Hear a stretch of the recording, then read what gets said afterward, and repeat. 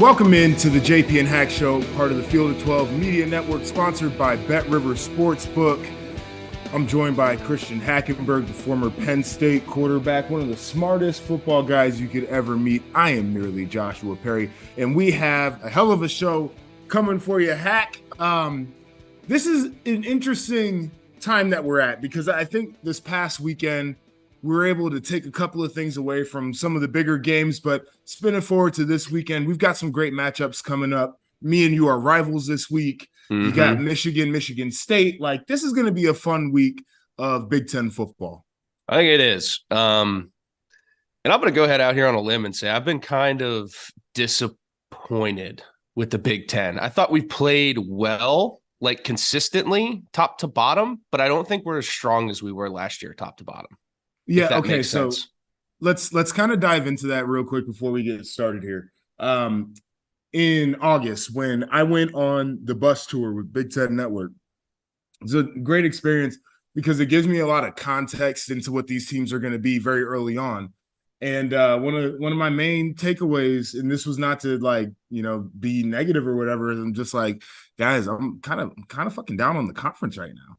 You know, like I felt like we had two teams in Michigan and Ohio State that were going to be great. Like, just watching those guys practice, I'm like, these cats are legit. But the rest of the stops, you could see some pretty glaring issues. And then you're having these conversations about, okay, well, like, where does Maryland really fit into this picture? Because it's not like there's that third challenger in the East. Yeah. Or, like, I came away saying I think Purdue could make a run out here. Or, like, Illinois is going to be a team that probably snags some upsets. I didn't have Illinois being, damn near a top 15 team. But all that to say, man, I'm with you. It's been real weird just in terms of, like, top to bottom. I don't think it's as deep. We got high end and we got competitive, but some of these teams got some issues. There's no fringe teams. I felt like last year, like Penn State was better, had a better roster last year. I thought they were a fringe team. Like, you could have made the argument, had the ball bounced away a few times, Cliff got hurt, that they could have made a push for the Big Ten championship. Yeah. I thought Michigan State, same way, was more competitive. So it's just, to me, it was just really, it's a funny dynamic. And then I think you make a great point about how it's like two really competitors and then just competitive, like two animals, two beasts that rule the jungle, and then really, really competitive ball under that. Yeah. And I mean, even to hammer in on that last year point, like, we were sitting here about halfway through the season a year ago, and Iowa was the number 2 team in the nation. Crazy. And the way that they're playing right now, you couldn't even recognize it, at least offensively. So talk about a fall from grace. Bro, fall from boy. All right, I'm not going to get started too. All right, I'll get you some scores. We'll recap a few games, and then we'll hammer out this show, man. But I'm excited for this one. Starting off with some scores, Ohio State hosted Iowa. Really kind of sloppy in the beginning for Ohio State, and then they end up pulling away in this one, 54-10. You have Rutgers getting their first home win in 1,813 days over Indiana, 24-17. Maryland gets the win with their backup quarterback, Billy Edwards, 31-24 over Northwestern. Wisconsin with the surprise, not surprise win over inconsistent Purdue. It's been a pain in my ass all year. And I tried not to get too emotionally attached to them, but I felt like they had it. I'm not going to get started. Yeah, 35-24. All right, we'll we got more on that. Yeah, in a little bit. And then Penn State, man, with the bounce back. And this one was good to see. Whiteout environment, 45-17 over Minnesota. Really controlled that game the whole way through. Getting to the recap, I think Ohio State and Penn State were really the two big ones, but we got to talk about this Wisconsin-Purdue. We'll start with Ohio State in Iowa. This is a game, like I said, Ohio State, especially offensively, started off really slow. Give you the first half drives here. You have a field goal on the first one, and that's coming off of a short field as well. Ohio State took 60% of their snaps in Iowa territory, which is absolutely ridiculous. But you start off with the field goal, then you have a fumble for Ohio State. That was returned for a touchdown, went Iowa's way, and then a touchdown, a field goal, a punt, and a field goal. Then you come out in the second half. Ohio State started off with an interception, and then they punted. And then that offense started to click. You get 4 straight touchdown drives.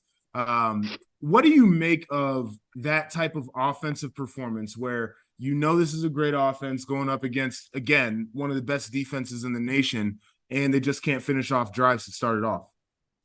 Yeah, I think this was the first test, and people who I've talked to, I've heard Ohio State hasn't played anybody. Ohio State hasn't played anybody. Ohio State hasn't played anybody, right? And I think this was their really true first, outside of the Notre Dame game since then, test of a defense that could present issues for them in some way, shape, or form. It's so tough because I tried to make this argument last night on our show. I'm not concerned about Ryan Day in the offense, and I know that it's hard to say that because people are like, well, you are what you've showed me. You are who you were your last game. That's how you're going to be judged. That's how you're going to be identified by. But I feel like Ohio State has done such a great job over the past, really, and I said this 20 years, but we'll just say 5 or 6, 7 years now, going back to when you and I were there, of having offensive production, no matter who's playing quarterback, no matter who's out there. Their system plays really well, and they find a way to put players in really good positions to be successful. With that being said, I do want to give a tip of the cap to Iowa's defense for slowing them down. But it's one of those things where that offense has so much pressure, and now you have a defense that's actually helping them out as well, that it's one of those things where it's like it's a crack in a dam. And once they find that crack in the dam, the pressure starts applying and it's going to bust. Whether that's in the third, fourth quarter, first or second quarter, it's coming at some point in time. And I just think it's really hard to slow them down. So for me, yeah, it's a little concerning, but I thought it was really good for them heading into a really to me, defining matchup against Penn State this weekend, because I think you're going to learn a lot about both these teams. And obviously, Michigan has already set the precedent with a Penn State team and what they did to them up in the Big House. So we'll be interesting to see how Ohio State answers that bill. Yeah, I mean, I'm totally with you. Spinning it forward, like their big test is going to be this week, and it's not to say that Iowa wasn't a test. I think it was for Ohio State's offense. But Iowa on offense they're absolute dog shit. I don't even talk about that anymore. Talk about it anymore. I'm low key there with you. But to me, it's very interesting because, there were people who did not watch that game and they would look at the box score and be like, wow, Ohio State was dominant. And then there are people who watch that game who are, they're not Ohio State fans, who will try to tell you that this was a bad game for Ohio State. And while I will say that this was not their sharpest football game ever, the last time a team put up this many points against Iowa, I was 18 months old. Mm-hmm. Iowa had given up 5 touchdowns on defense all year long. Ohio State scored 5 touchdowns in that football game. This was an Iowa team that was giving up less than 10 points per game. Ohio State's offense scored 47. They had a defensive touchdown in there as well. This was a thorough performance once Ohio State started clicking. And the fact that they were able to weather the storm and to get more chances at moving the football, to me, really stands out. So I thought it was good for them to feel resistance. I thought CJ Stroud looked very average at some points in that game. Until he really started clicking. I think it was good for him to look like that. It felt like it was too easy for much of the season. I am a fan of these types of performances because as a player, I knew my coaches were going to get on me and they were going to coach us extremely hard because we got such a convincing win, and it was still not great.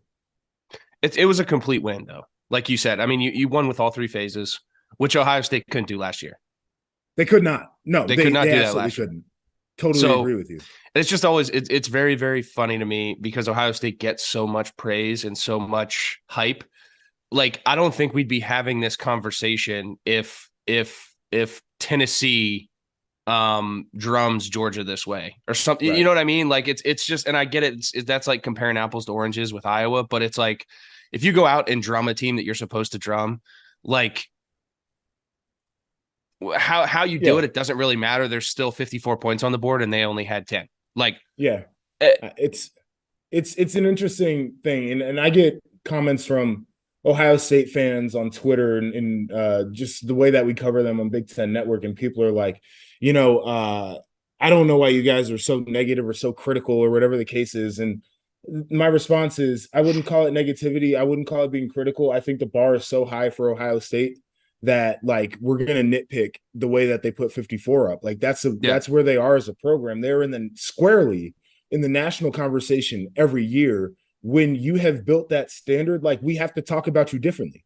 And that's just what it is. And like I think Michigan's starting to get to that point too, as a program where we're not just satisfied with the fact that they're winning football games. We're gonna get into the nitty-gritty of how and why they won and where maybe they fell short in a victory. Like I think it's a great place to be as a program. No doubt. Real quick, I just want to talk about what Ohio State did defensively. We don't have to talk about Iowa's offense here, but Ohio State, they limited Iowa to 1 of 13 on third downs. They took the ball away 6 times, which is wild. Iowa's average third down distance to go was 8.9 yards. 8.9 yards. And they ran 85% of their plays in their own territory. They barely crossed the 50-yard line all game long. This was a dominant performance from Ohio State's defense, and I don't give a damn what you think about Iowa's offense. They had 156 total yards. They could not convert third downs. They could not cross the 50-yard line. Ohio State took the football away 6 times in that game. Iowa had turned it over 6 times total during the season. This was a bad offense, and Ohio State made them look like a very bad offense. Yeah, it's suffocating. Those numbers are interesting too. I mean, third and 9 basically all day long, dude. Oh my gosh. I mean, Hack, what are you calling? What's the fucking call? Well, especially with Iowa, I don't really know, dude. Like, what the fuck? What do you? Who's gonna win for me? What are you gonna do? Like, yeah, I don't see it. You know, they have a hard enough time throwing it on 1st and 10, let alone 3rd and 9. So I'll give you the story here. We're watching the game. The 1 third down they converted was like a 3rd and 15. They ran a draw. And I'm like, come on, guys. I'm like, the only thing they could do on 3rd and 15 is run a draw. Like, their quarterbacks couldn't freaking throw a penny into the ocean and hit water. Like, I mean, it was so bad. So then it's like literally the next third down, the literal next third down is like a 3rd and 15. And I said, guys are running a draw. And they run a freaking draw, and it looks like nobody was expecting them to do it again. I'm like, it's the only offensive play they had all game that actually worked. And Ohio State forced a fumble, and it rolled forward and the whole deal. So they didn't get the first down. But that stretch of football pissed me off because it was very low IQ football. But that outside of that, like the Ohio State defense was good. So I'm gonna get off my high horse here. No, you earned it after suffering through last year. You finally get your time to grab your roses here. All right. Let's get to your alma mater. They absolutely controlled the game against Minnesota. I was thoroughly impressed and frankly excited to see this type of performance. I think that Penn State and what they showed against Michigan and then this Penn State team we saw this past Saturday, I think what they really are is somewhere in between that, but probably closer to what they did against Minnesota. It was a bad matchup against Michigan. We can get into that. And I think the philosophy does need to change on defense just in terms of the body types that they have available. So that cannot happen again. But I mean, this was a thorough performance. The Penn State defense held Minnesota to 3.7 yards per carry. And this was a team that against Illinois, Mo Ibrahim was averaging 8.5 yards per carry. So, I mean, absolutely held that run game in check. They held Minnesota to 2 of 13 on third downs, which is a staggering number. And then you look at Cliff, man, this was wild to see, but he went for 295, 4 touchdowns. He had that awful interception. But when you break down the play chart, he was 8 of 11, 73% on pass plays of 15 plus yards. Once he really got in rhythm down the field, bro, that pass game was hard to stop. And it wasn't just the wideouts. All 3 tight ends were big in this one. I mean, that was exactly the type of offensive performance I wanted to see out of Penn State. Yeah, I think it's really interesting too, because I haven't really seen Parker Washington or Mitchell Tinsley grab the reins as a dominant one right now outside.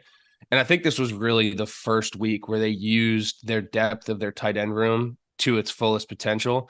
And I think that's something they're going to need to continue to hang their hat on moving forward throughout the rest of the year if they want to be competitive give themselves a shot here, right? And obviously starts beating Ohio State this weekend. But they're mismatch problems, man, and it's a physical group. They're not afraid to use them in the run game. which is another advantage. And you and I can get into that all day long here with it, but I don't want to bore the fans and listeners with that. But it helps you with flexibility, personnel grouping. You can get in and out of huddles, create mismatches. So it's a really unique thing that I think they finally started to leverage. And then, yeah, man, I mean, Cliff, shoot, dude, we'll talk more about that, but he played really well. The interception, he just needed to throw that more across the field as opposed to up. He did. That was bad ball placement. Yeah, and it's one of those things where, like, when you're throwing those posts, everyone's done it. You watch it and you're like, damn, dude, I've been there, man. Like, I know exactly what happened. You started it a little bit too up the middle of the field. You got to start it over and let that ball finish where you want it to. But he bounced back, answered the bell.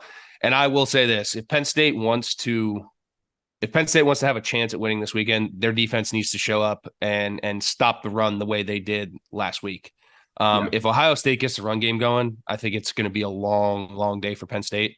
But if they can hold Ohio State from a run game standpoint and be competitive offensively, I think you have a chance to see a game that goes back and forth. But that's really the thing that I'm going to be watching. So they need to bring that. If not, I think that this game could get out of hand. Yeah, and we'll get into that matchup because I think that's probably the critical one as well. There's another one that I'm really looking forward to in that game, but I think you're spot on with the analysis in terms of what the pass game became and also the weapons that the tight ends are. And I am very enamored with this with the usage of tight ends right now. It's like the flavor of the month for me. Mm-hmm. But I just, when I watch tape and I see some of the body types that are available with the skill sets that some of these cats possess, man, I don't understand why offensive coordinators don't feature these guys more as like focal points. And working with Jake Butt this year has changed my perspective too, because he gives it like right from the tight end's perspective. But, Penn State has 3 of those guys that are great body types that can hit you down the seams. But you mentioned their physicality and what you can do formationally and with personnel. I think it's great. Minnesota, I think, missed a hell of an opportunity. They got a tight end who's 6'7", 280, and can run. Where's the isolation plays for that guy? Like anytime I could get that guy matched up on anybody, really, I am trying to find ways to force feed him the football, especially with Kaliak Manis, the backup quarterback in there. Like, bro, like use your big ass tight end as a weapon for him to just get in rhythm and feel the game start to develop. And I don't know, man. I'm on this thing. These tight ends are an issue. I'm with you, man, and get him some easy completions. I'm happy you brought that up, man, because you're going to look at the stat sheet and see, the game that he played, but that's the first game that kid has started since 2019. Yep. I think he showed some things from an athletic standpoint in terms of running ability, and I thought he showed some things throwing the football. Some things obviously didn't work out. That's a really tough environment to come into as your first start of whiteout. Down your leading receiver on the team. You don't have the veteran and Tanner Morgan to make up for that. So I was actually pretty impressed. I think the future is pretty bright for that kid at Minnesota with PJ Fleck. We'll see how it continues to develop, but he showed me some things, and I'll be keeping an eye on him for the next few years. Yeah, and when we saw him at training camp, we were like, this cat's going to be good. And it was not obviously right away, and nobody really expected him to be playing this year. But he's got some physical tools. I mean, he's built extremely well, but you mentioned his athleticism and his movement skill. He's got a difference there. Tanner Morgan is fine when he's got to make plays on the ground. He's a tough guy. I don't think he's as fluid of an athlete as Kaliak Manis. And so maybe this offense has an evolution when Tanner is officially done as their starter. But I'm totally with you. Like, this kid a couple years from now, I mean, he's going to be somebody that we should be watching long term. We'll get to our last recap before we get into some of our big storylines. But we had Wisconsin, man, with the great victory over Purdue, 35-24. I mean, Wisconsin came out smoking on defense. John Torchio, the safety, comes out early with the pick 6. And then they got takeaways often in this game. Graham Mertz, again, man, I was joking around in the green room. I'm like, is this Graham Mertz or Graham Brady? I'm like, this son bitch is throwing that ball today. He was 3 of 4 on 15-plus yard passes, which shows that they were hitting the shots that they designed up down the field, which is really good. Wisconsin, though, and this is a very interesting stat, and I don't know what to make of this. They gained 271 yards on 10 plays. The breakdown on that was 6 runs and 4 passes. So a vast majority of their yards in that game actually came off of just 10 plays. They had 381 total. It was a little bit boomer bust when you look at the offense and their actual output and their gains. But at the same time, man, Purdue giving up big ones. Like, this team, man, has been so frustrating for me to cover this year because they have so many things to like. And at their high end, man, we're talking about a team that could be an indie. But when you're looking at when they go out there and they want to shit the bed, which they do sometimes, man, it's just a nasty football team. Dude, not shit's changed with Purdue, though. I mean, they are who we thought they were. That's the thing that frustrates me is I thought it was going to be different this year. Like I thought a year more mature Aiden O'Connell, Braum having some more familiarity with him. Yeah, you're replacing David Bell and a few other weapons, but I thought you had a strong tight end room. To your point, your infatuation of the week. Like I thought you still had some guys who could be difference makers, and they are exactly who we thought they were. They could come out and beat the number 2 team in the country at one point in time, and then they could come out and lose to the 7th ranked team in the fucking West or whatever, or the last ranked team in the West. Like you don't know what you're going to get with them, and unfortunately, a cheetah or a lion or whatever, a zebra doesn't change its stripes. Sorry, I'm naming the whole fucking safari over here. Give us a whole damn jungle. Yeah, but I mean, like they don't change their stripes, dude. It's frustrating because I thought they had a hell of an opportunity this year. Now to that point, hey, tip of the cap to Wisconsin getting it done, tough, gritty win. I think they really needed it. But that is concerning that the chunkier yards come out of 10 plays offensively. I don't know how sustainable that is with the way that they're built against any type of competition that has a very similar roster to you. It's one of those things where like that can work, 4 or 5 times a year, but after that, it's not really going to get it done. So they got to figure out something. And I'm still Grant, like you said, man, Graham's he's too much of a wild card for me, man. He rides the roller coaster. Valleys and peaks, valleys and peaks. So, all right. So I'm gonna tee you up here. I need you to defend your boy Aiden O'Connell because Purdue won the time of possession. They possessed the ball for 35 minutes. They outgained Wisconsin. They had 431 total yards in the game. Wisconsin had 381. It seems like when you do those things, you're supposed to win the football game, but your boy threw 3 interceptions, man. Mm-hmm. I like this guy.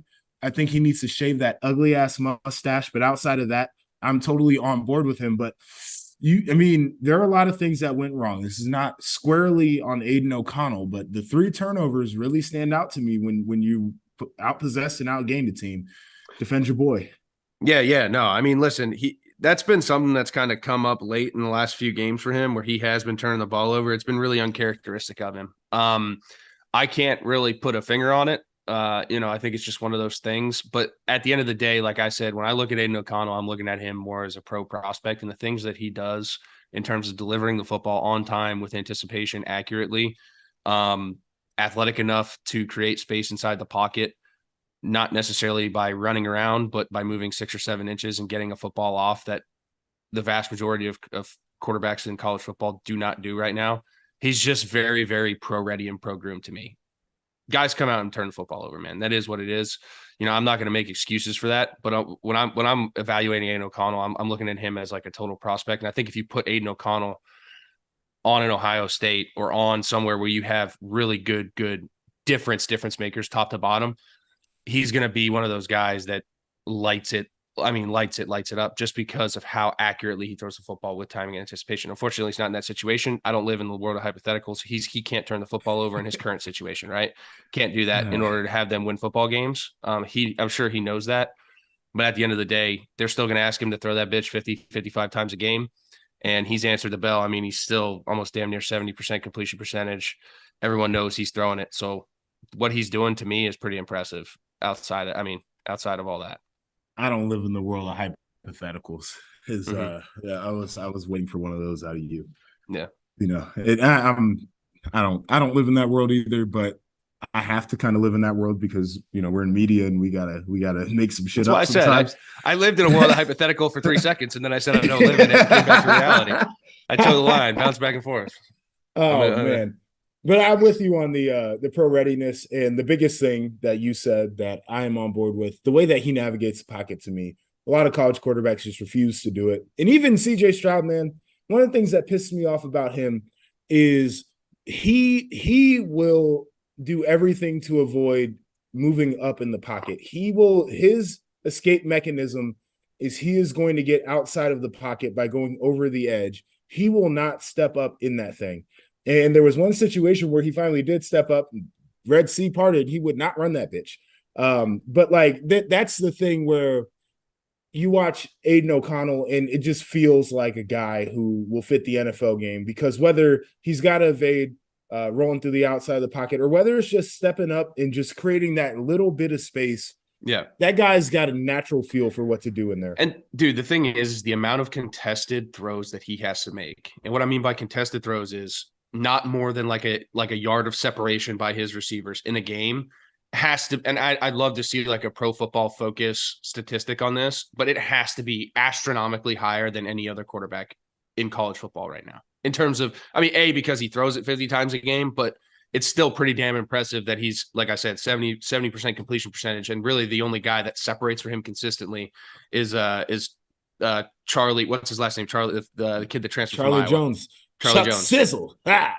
He's the only kid that separates consistently for him. So, yeah. You know, I'm very, very impressed just watching him throw the football with accuracy, anticipation, and he makes really tough throws look really easy on a consistent basis that people take for granted. He does. No, I'm totally with you. I wanted to hear the defense because I know that you're into Aiden, and I'm a big fan of his work as well. All right, let's get some big storylines. We'll ping pong back here, but let's go back to Ohio State. So. Offense, like I said, started slow. The run game was abysmal. 66 rush yards for Ohio State. Is that any cause for concern for you? You know, I think that's the beauty of Ohio State is if something's not necessarily clicking, you know, they can still create extensions of the run game with the receivers that they do have in terms of getting them the ball in space, quick screens, bubbles. You could still throw to green grass. Although their passing plays, you know, like I said, they're more of an extension of the run game. And I think that's kind of the line you toe if you're Ryan Day and you're calling a game is, you know, if someone's trying to take that away from you, well, you got to now figure out ways to loosen that box up. How are you going to do that? You have a ton of answers, right? You can skin a cat a lot of different ways, whereas other teams may be handcuffed like, hey man, like this is what we got to do. If we got to do this, we got to either, you know, go to some crazy ass unbalanced bullshit, or like you have to really reach into a bag of tricks to create what you want to create offensively to put your strengths in the best position to be successful. Ohio State really doesn't have to do that. They just have to execute in a different manner and put stress on a defense in a different way to kind of open things up, if that makes sense. And that's the beauty of it. So yeah, they didn't have to really run the football. They only ran it for 66, but I have no doubt in my mind that if a team was to say, hey, we're going to dedicate extra hats to the passing game and you're going to have a 5 box all day, that Ohio State isn't going to be able to go, oh, okay, cute, and ram it right up their fucking ass. You know what I mean? Like I don't think that's an issue. So yeah, it was interesting getting into some of the tape, because I was a quarters coverage team. A lot of people would look at it and be like, well, you got 2 high safeties, so, you know, you're working with a 7-man box. I would make the argument, and I grew up in a quarter system at Ohio State, that it's really a 9-man box, because those safeties can be fast flow, susceptible to some play action for sure when those guys are getting downhill, but they fill in the run game. So the box count is deceiving, and it's not making excuses. I'm just explaining, you know, like what football actually looks like. And then Iowa actually took some chances in those gotta have it run situations where they played some zero and they just crowded the line of scrimmage.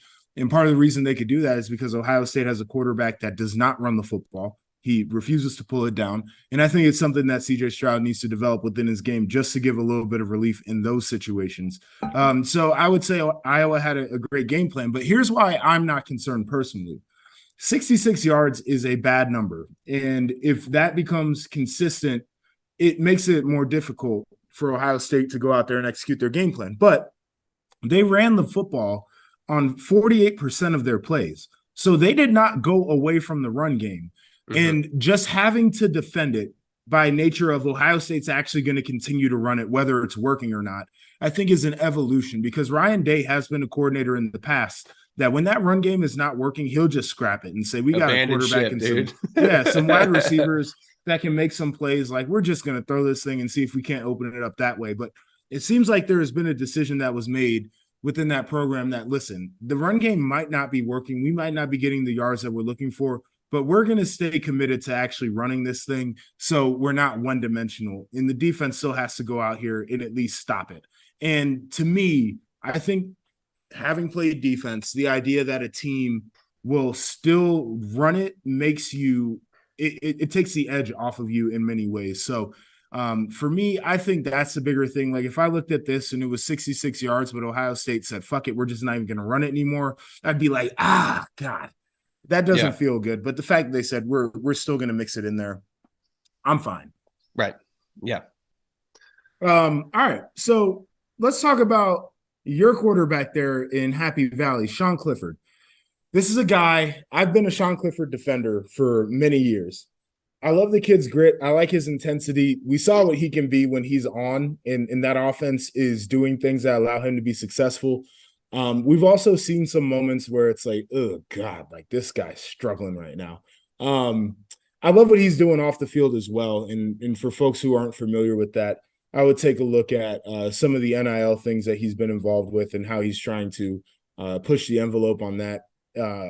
We need guys like that in college football. Neither here nor there. I've been a defender of this kid. I love the way that he plays.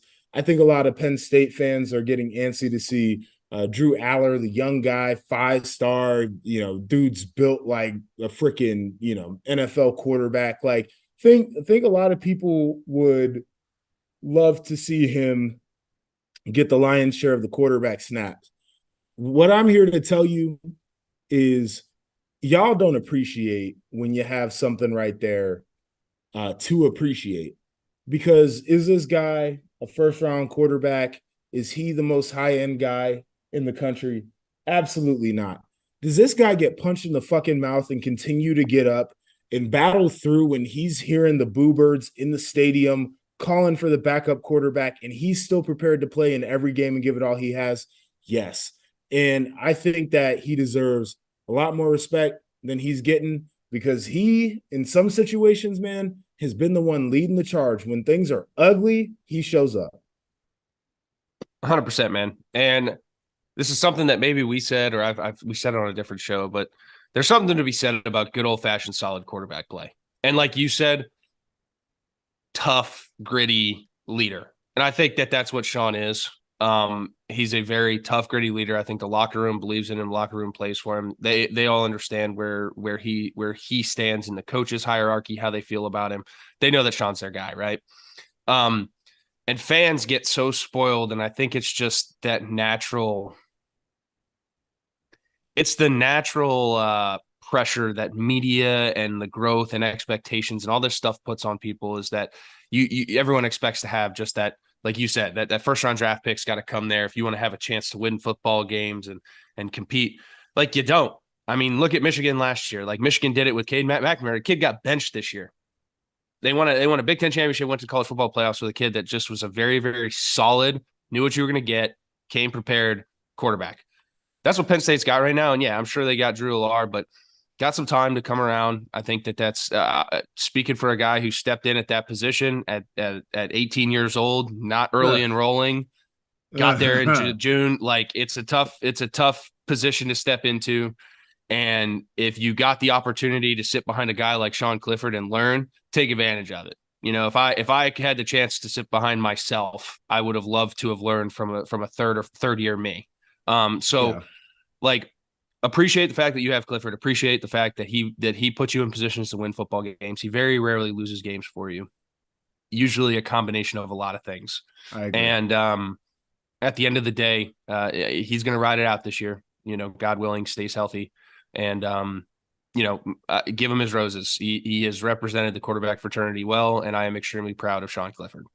I'm glad to hear you say that, man. Dude's just he's got something intangible for me that I feel about him probably the way that you feel about Aiden O'Connell. I will go out of my way to defend this kid. And I don't know why. You get those players that you just like the way that they handle their business, man. So all right. Let's have a little venting session real quick. Purdue Speaking of Aiden Boilermakers, man. O'Connell and Purdue. Yeah, they're really pissing me off, dude. And I tried to get off of them emotionally a few weeks ago, and then they wrapped me back in, which they like to do. Was it the Syracuse And loss? God, yeah, I mean that's where I was Which really one like, was it? I'm off of this team, and I said Oh, it, and you were like, no, I'm hanging in there, man. I'm hanging in there because they can do it, and you kind of talked me into this. Is your fucking fault. You kind of talked me into it, man. And I'm like, yeah, you know what? I'll get back on it. And this is the thing that is really gonna wear me out about this team. They control their own destiny, man. fuck, man. Well, winning, you're going to Indy, bro. is that still the case? Yes, because they have Illinois. They would have a head-to-head. Because Illinois is probably losing to Michigan, and then they play Illinois. They would have a head-to-head, and they would be in Indy. That's the problem with this damn team, man. That's the issue. Is I watch them go out there on Saturdays and they do some great things and they give a freaking game away. And I'm like, I shouldn't be rooting for this team. And then here they are. Like, no, Joshua, we still got life. All we got to do is win our games. You'll see us in Indianapolis. And I'm like, no, come on, man. Like it feels so weird that they're in this position because they are the roller coaster team, man. This is a thrill-seeking group. This is a bunch of guys that don't just want to get it done the easy way. They like to put adversity in their own lives. And here I am just along for the ride. Dude, the Big Ten West is a fucking shit show. I don't know the last time a conference that has, separate sides or whatever has had this much of just below average but good football. Like what's the word for that? Below average but kind of good. That's how I don't think there's an English word for that. Competitive. Below average but competitive. Below average but competitive. I don't know, but that's what it is, right? I mean, it's below average ball that's really competitive and inconsistent, and like you said, we'll rip your heart out, but then also surgically replace it in the neatest, nicest manner possible. Yeah, and button you up real good and have you out the hospital in 2 days with some ice cream and feeling great. So I mean, they got all the flashy toys. They got the coach who is an evil genius, mad scientist. Yeah. I mean, it's like little brother is the OC, right? Yeah, man. So you're talking about below average but competitive. Did you see that retweet of the Sickos committee I put up of the 7-way tie that would lead Northwestern to the Big Ten championship? I did see that. That's why I was asking, like, what's the best word for like. God. So let me run through this real quick for the viewers. There's a lot to take in here, so buckle up. All right, so to get to this 7-way tie, where Northwestern is heading to Indy, they're the West champs. Everybody's Big Ten record in the West would be 4-5, but Northwestern would end up with the best record in the West at 4-2. So Illinois would need to lose to Nebraska, beat Michigan State, lose to Purdue, lose to Michigan, lose to Northwestern. Iowa would need to beat Northwestern, beat Purdue, lose to Wisconsin, lose to Minnesota, beat Nebraska. Then Minnesota's got to lose to Rutgers, beat Nebraska, lose to Northwestern, beat Iowa, and then beat Wisconsin. Then Nebraska's got to go out there. They got to beat Illinois. Then they got to lose to Minnesota, lose to Michigan, beat Wisconsin, lose to Iowa. Then you have Northwestern. They would need a loss to Iowa, a loss to Ohio State, then wins over Minnesota, Purdue, and Illinois. Purdue would have to lose to Iowa, beat Illinois. Then they would have to lose to Northwestern and Indiana. And then Wisconsin would have to beat Maryland, beat Iowa, and then have losses to Nebraska and Minnesota to finish the thing off. And Northwestern is going to Indy. Holy fuck, dude. Yeah. So this is can you put a bet on that? Can you put $1 wagered on that at Bet Rivers? Well, what's that cash out? We need to talk to our people. Maybe that's a Greg Waddell. Maybe that's a Greg Waddell retirement bet right there.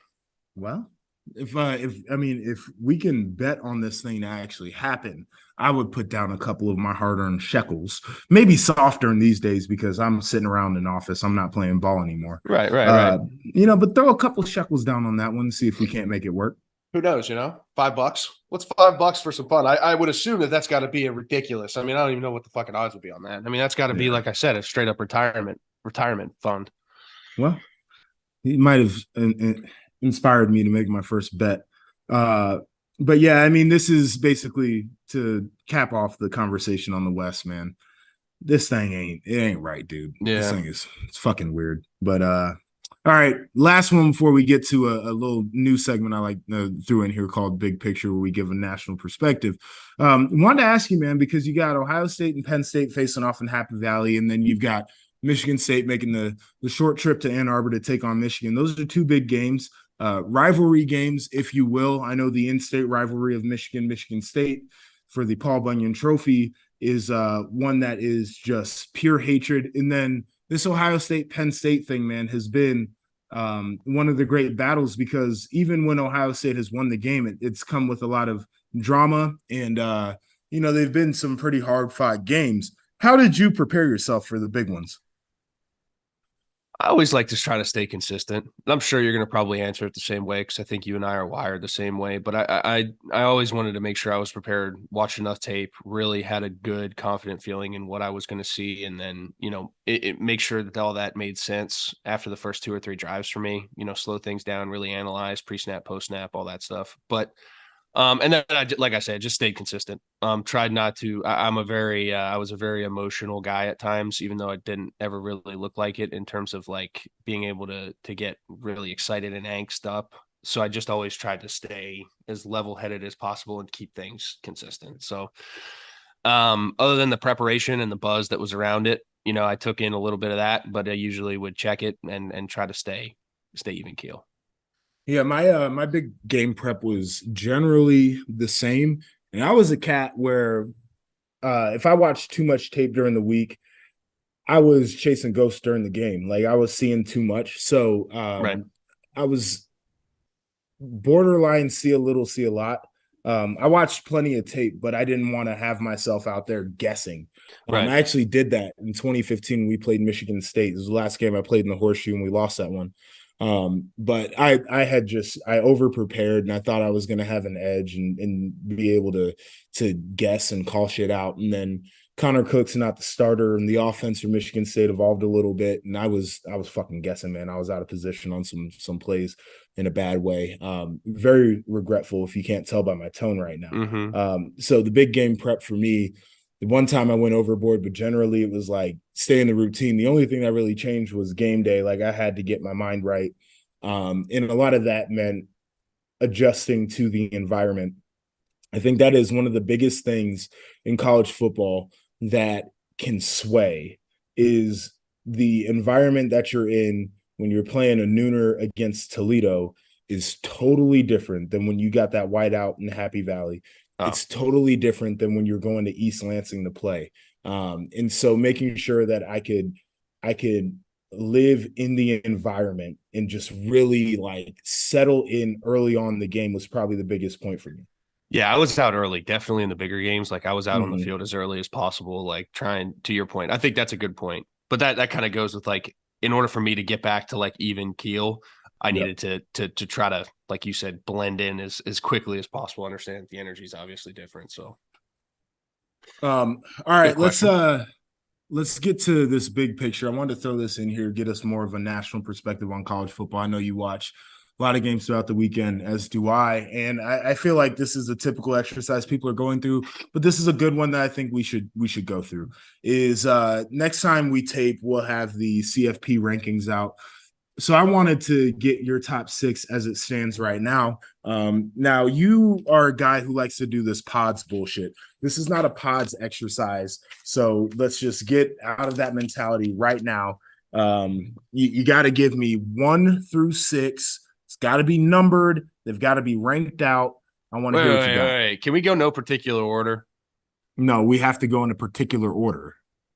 I mean, I mean, how are we going to rank a top 6 without going in? You can't pod these guys out, man. Like you can explain it to me in your ranking that, hey, I think these teams are extremely close.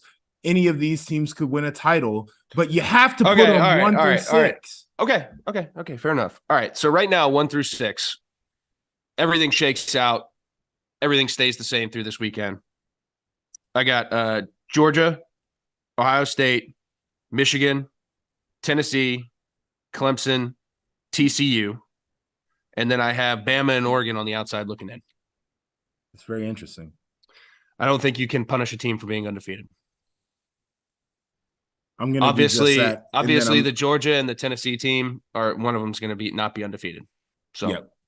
I'm going to do the exact thing that you said that I cannot do, but then I'm going to turn it around, and I'm also going to make a point here about why what I'm doing is stupid.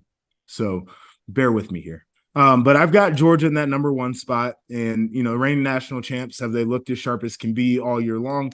Not necessarily. Do I know that they're a really good football team and I don't have a reason to knock them out of that number 1 spot? Absolutely. You mentioned that they're getting ready to play Tennessee here in a couple of weeks. This is going to change things, obviously. I don't think it's going to, unless one of the teams absolutely gets run out of the stadium, it's not going to change my opinion of either team a bunch. And I think that either team is worthy of being in the playoff, regardless of the outcome of that specific game. Number 2, I've got Ohio State in there. They deserve to be in this spot. You can flip on the tape and watch these guys, even though they haven't played anybody. They're really good. And the haven't played anybody thing, it chaps my ass a little bit, because it's not that Ohio State hasn't tried to play teams. Like, they scheduled Notre Dame, which was aggressive. Notre Dame didn't hold up their end of the bargain. Their crossover games were against Wisconsin and Iowa so far. Those teams have not held up their end of the bargain. They played Michigan State already. That's a team who has not held up their end of the bargain this yeir. It's not Ohio State's fault that their schedule's ass cheeks. Like, it is, just the way that it's shaked out. Tennessee's in my 3 spot. What they showed me against Alabama, I think, stands out, because they have an offense that can win a title. They have a defense that can also rat fuck them at the end of the year. Number 4, I'm going with Michigan. And this is a team to me that is extremely high end. I'm concerned with the way that they have not opened the offense up totally yet. I don't think what they're doing on offense is going to win them a title. I think once we see J.J. McCarthy really get the reins, that can win them a title. And then I've got TCU in the 5 spot. TCU has decided to make games very interesting at times, but they've gone out and they've won football games. I love what they're doing right now. It's undefeated team in a conference that I think is very competitive, whether that conference is super high end at the top. I mean, we can make that argument, but top to bottom, I think there are a lot of teams that give challenges on Saturdays. And then at 6, I've got Bama. Them losing to that Tennessee team, to me, like, you got to knock them for the loss. I also think that Tennessee team is very good, and I think that Bryce Young and Jahmyr Gibbs are guys who you can hang your hat on as legit players. Now, I left Clemson out of the mix, and here is why. To me, Clemson's schedule does not excite me very much. I don't think that the teams that they have played that have had rankings next to them have really lived up to what they were supposed to be. I think a lot of those teams early on were ranked based off of what they did a year ago. And as we've seen the teams unfold, it hasn't really been like that. They got a big win over Syracuse. I'm not going to knock that win at all. But I will say that they have a quarterback issue that is glaring, and that Syracuse team probably should have ended up with a dub in that game. And also, as I look down the schedule, like, nothing excites me. So here's the situation. I said we should knock Ohio State for their schedule, but I'm knocking Clemson for the exact same thing. The reason why I feel confident in doing this is Ohio State's got Penn State coming up, which is going to be a big one. And then they've got Michigan coming up, which is going to be a big one. So they handle their business. Their schedule all of a sudden becomes a lot better. I look down the line for Clemson. They've got dog shit on their schedule the rest of the way out. And I just haven't been overly impressed by the way that they've won games. Like, I think Ohio State has been fully dominant. I know, but here's the thing, though, dude. It's Clemson. And for the same reason that they have a historical bias, if Clemson runs the table and wins the ACC, we're putting them in off of history then. But I mean, realistically speaking, like, isn't that kind of how we kind of do things? Yeah, but should we do that though? I mean, I don't necessarily agree with it, but what I'm saying is like, let's say Tennessee beats Georgia. The only way 2 SEC teams get in my opinion, is if Tennessee beats Georgia and then Alabama beats Tennessee in the SEC championship game. It's the only way 2 SEC teams get in. Other than that, there's only one SEC team. One Big Ten team is going to come in. It's going to be Ohio State or Michigan, right? So those are 2 spots gone. So that leaves, if Clemson runs the table, how do you not put Clemson in? And then if TCU runs the table, okay. And then if Oregon messes around and wins the Pac-12 with their only loss being to Georgia, who could be the lone representative in week 1 of the SEC, conference champion, like you got to throw them in there. That's why the 4 to me is really, really tough. And I think there's so many different ways that it plays out. And I agree with you. I mean, it's hard, but I just feel like it's going to be really hard to not, if Clemson runs the table, to say, nah, like you guys win it. You win your ACC championship, you run the table. Like you guys can't come to the dance. Yeah, I'm not arguing that at all. And what's interesting to me is I've been anti-expansion because I didn't think college football was this competitive. And then this year, really last year too, kind of opened my eyes to a little bit more parity in the sport. So yeah, we're at an inflection point right now. We certainly need expansion, but you're not going to tell me that Clemson, based off of the way that they have looks like a playoff team. And even if they win a conference title, that they deserve to be in there, even to me, over some of these one-loss teams. Like, this is where the strength of schedule thing to me is bullshit, is like a team from the SEC, or just by nature of Ohio State and Michigan having to play, like, the strength of schedule to me, like, nobody would have played a top 4 team outside of the 2 teams from the SEC and the 2 teams in the Big Ten. And we're going to knock one of those teams for losing. And then here's where the Big Ten low-key is screwing one of their teams. Like, so Michigan will beat Illinois probably during the regular season, and then they could lose to Ohio State, be 11-1, and Illinois is going to be in Indianapolis potentially. And you're like, dude, we already beat that team. Like, why should they have a shot at winning the conference? So yeah, the moral I agree with you. I know where you're getting getting at, but I agree with you. Yeah, is if we're saying strength of schedule should matter, and you in your conference, you're Georgia, and you got to play a top 3 team, and you're Tennessee, and you got to play Georgia and Alabama, and you end up losing one of those games, and you find yourself on the outside of this playoff picture looking in, and you look at Clemson, who has played dog shit, and they won't touch a team close to any of those all regular season, and they ran the table. If strength of schedule matters, then we are going to look at the Georgias, the Tennessees, the Bamas, the Ohio States, and the Michigan of the world differently than we're looking at Clemson in their weak ass schedule. And that's the funny thing is I asked George Whitfield this because I knew he had some guys that were in the college football playoff committee. I just asked him, I was like, hey man, like, what are they judging on? Is it, when you turn on the tape, what it does? Is it strength of schedule? Is it historic? Like he said, it's, for the most part, it's eye test. Like, it's like, can it be eye test? Can it, what do they see? And I agree with that argument. But then the hard part is like you and me being football guys and having been there, like whose eye, right? Yeah. There's not enough football people sitting in that room for the eye test for me. To whose eye, and that's my question is like, listen, man, because I completely agree with you. Like, I think that there's a legitimate case to be made. Now, granted, this Michigan team did get in the college football playoff last year and got fucking smoked. They did, but I think Clemson gets in this year and they get fucking smoked, and they've gotten in the playoff and been smoked before. Hey, everybody's been smoked in the playoff. I agree with you, but Clemson's also played in a dog shit ACC, ran the shit in the ACC, and then got in there, had a couple close ones, got in there and beat Bama. Don't disagree, but there's so much up and down. They got the same quarterback. It's not even the quarterback. They don't have the same roster. They don't even have the same receivers. They don't. Yeah. I agree with you. I've watched this Clemson team way too damn much. I completely agree with you. But what I do think is there's a case to be made where the 4 best teams in the country could be 2 teams from the SEC and 2 teams from the Big Ten. When all things are said and done, I think you can make that argument. But I think ultimately it's going to be really, really freaking hard because at the end of the day, last year there was enough chaos, and there's still chaos to be had, right? There's TCU still has to play Kansas State, Texas. Oregon still has to play SC, I think, and someone else. They still have to beat a couple tests, maybe Utah. Clemson, they still got to beat a South Carolina team who just beat A&M. And, beating A&M's not much anymore now, but South Carolina's a decent football team. South Carolina could be a top 15 team by the time that game rolls around, and they would have a legit shot at beating Clemson. Like, I agree with you. That's a test there. But, like, even if they beat a top 15 team, they still would not have beaten a team that is a playoff team.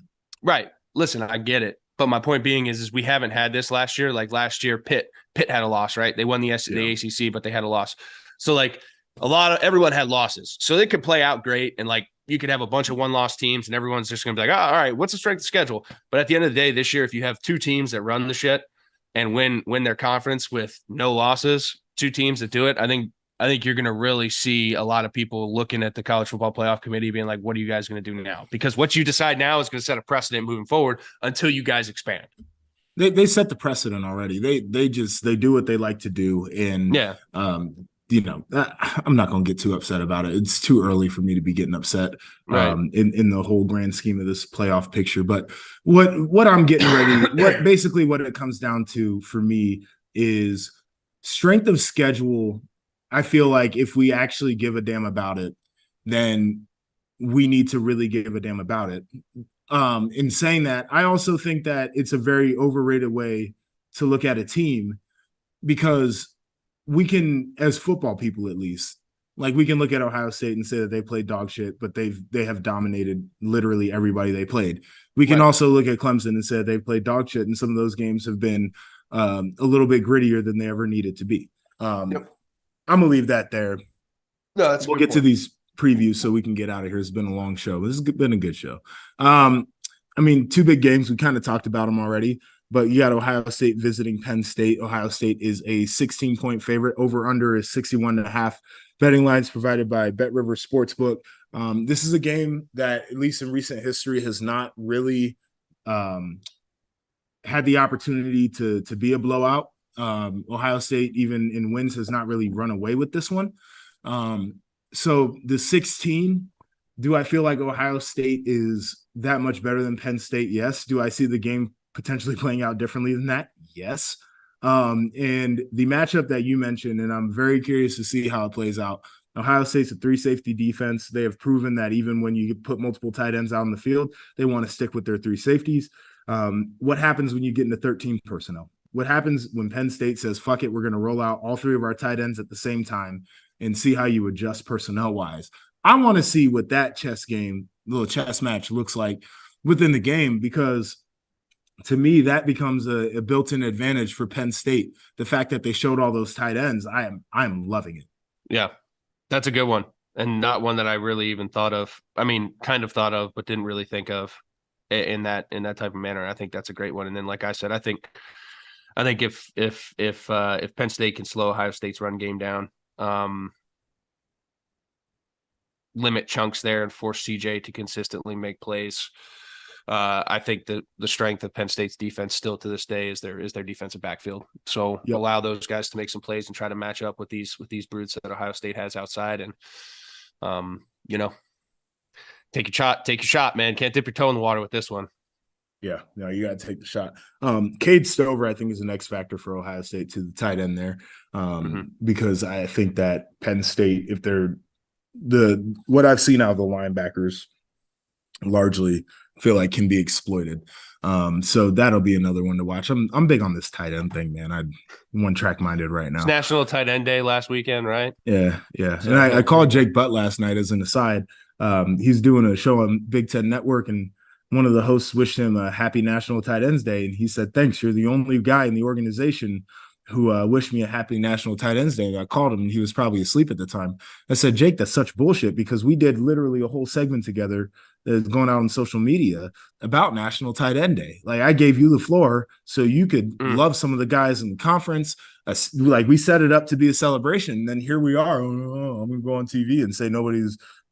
So typical Michigan guy. Michigan guy. Yeah. We'll leave that one alone. We'll talk about Michigan here, though. They got Michigan State coming to town. Michigan is favored by 22.5 in this one. Over under is 54.5. Mel Tucker, man, has not lost to Michigan since taking over. And this is a game that usually is tightly contested as well. Now, this Michigan State team is not good. They are a bad football team, as a matter of fact. And this Michigan team, they are good. So can it get to the 22.5? Like, can Michigan blow them out in an emotional game like this? Listen, I think so. Just because of how physical they are. I think so. I usually tend to stay away from lines like this, but I'd take this one. Well, you're a risky guy. Mm-hmm. I don't think I could do it, man. I'm excited for that one actually because Mel Tucker, for some reason, like his guys ain't gonna play in this one, and I don't know, but yeah, this one seems it's a little fishy for me, so I would stay away. But Hack says roll the dice, and who am I to tell Hack not to have a little bit of risque. fun? Feeling risque.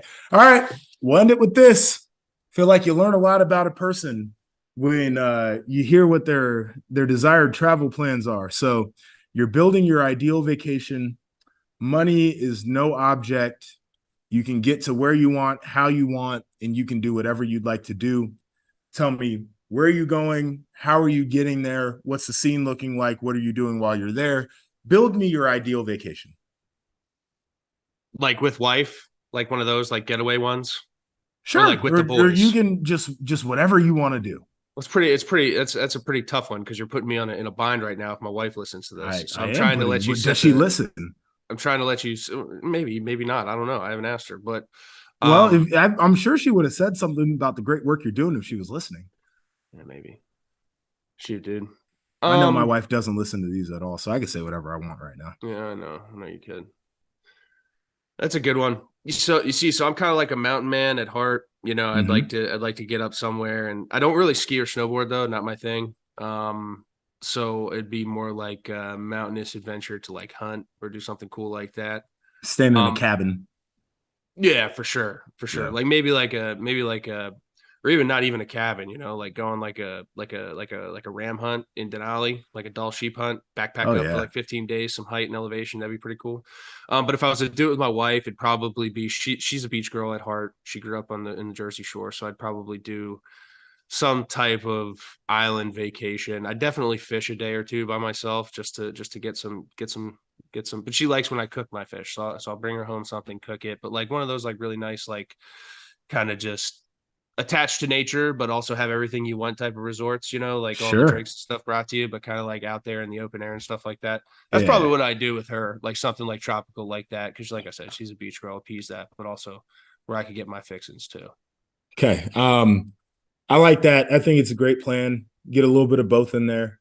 I like that you want some of the creature comforts as well. That's basically where I'm at. So I've got two ideas here for my ideal vacation. One would be if I could plan it and do it the way that I want to, and one would be how reality works and my wife plans it and she gets to pick what she likes. So my ideal vacation is actually in the city. I'm not a big beach guy. I'm not a big, I actually do enjoy being out in nature. I like the stillness of it. It's not my go-to though. I think it's a great change up for me. You need some promotion. I like being in the hustle and bustle. I love being around people. I like being in places where it's a melting pot of different things going on. And so that's why I'm naturally gravitated towards cities. I've mentioned numerous times on this show that I'm a very bougie human being. So we're talking, first class flight. I'm staying somewhere extremely nice, using the points, of course, that I got on behalf of the company. And I thank them very much for allowing me to travel the way that I like to, based off of my travel the way that I don't necessarily like to sometimes. But booking something in the city, and then I'm having a loose schedule of things to do. So I'm going to do some sightseeing, nothing that's overly touristy. I'm going to talk to locals and figure out where they like to hang out. I'm going to be like the locals. I'm going to get myself a great mix of restaurants in there. Probably going to do some Asian fusion. I'm going to find myself a high-end steakhouse. I'm probably also going to try to get some street meat of sorts, whether it's a sandwich, a hot dog, a burger, something like that. Maybe some Mediterranean food, maybe some authentic Cuban or Mexican food. Like I'm trying to immerse myself in all of the different things that you can get in a big city. Doing a lot of walking, gonna have some fun. Now, if it came down to my wife, we're beaching somewhere. We're Mexico, we're the Caribbean, which is fine. I don't love sand. I hate water. but I make it work because, like you said, you got somebody who can bring you drinks. And anytime you can do that, it's going to be a good vacation. 100%. So the mountain thing, though, is quite attractive just from the sense of you unplug and you disconnect. And that's always good to do. That's my thing, man. Like, yeah, it'd be something with me hunting, group of guys, a lot of beer, and just like out there. Yeah. What's the beer of choice? What are you going with? I mean, cold. Normally. Fair enough. You know, I'm a Coors Light go-to. I'm not, I don't do the craft or anything. I just give me a light beers if it's cold. But lately, been doing the hipster shit. I've been drinking some PBR. Oh, my guy. My guy. A little blue ribbon for you. There you go. Yeah, buddy. Go. All right. We'll end it on that one. This is the JP and Hack Show, part of the Field of 12 Media Network, sponsored as always by Bet Rivers, the mountain man at heart, Christian Hackenberg, holding it down. I'm merely Joshua Perry, and we'll be back next week with a lot of great action